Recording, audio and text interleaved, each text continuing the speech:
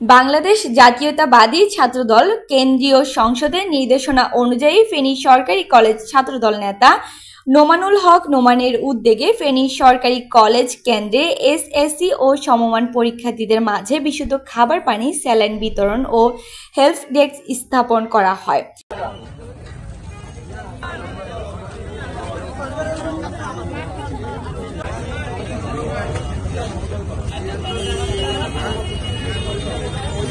এতে উপস্থিত ছিলেন ফেনী জেলা ছাত্রদলের সিনিয়র যুগ্ম সাধারণ সম্পাদক কাজী নজরুল ইসলাম দুলাল, পৌর ছাত্রদল যুগ্ম আহ্বায়ক শরীফুল ইসলাম রানা, ইমতিয়াজ উদ্দিন জ্যাকি, পৌর ছাত্রদল নেতা তাওহিদ তুষার, ফেনী সরকারি কলেজ ছাত্রদল নেতা আসাদুজ্জামান জাহিদ, ইমন ওমর, শাফি, রাকিব, নাইম, হামিম, অর্ণব, নাদিম, তাহমিদ, মুন্না সহ নেতৃবৃন্দ।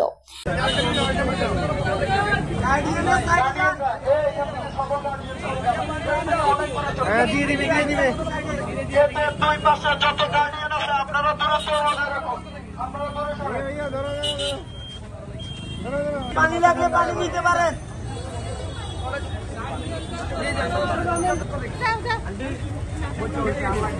সকল স্টুডেন্টদেরকে আসতে দেন আপনারা। আপনাদের জন্য স্টুডেন্টদের আপনার বৃদ্ধি করা হচ্ছে।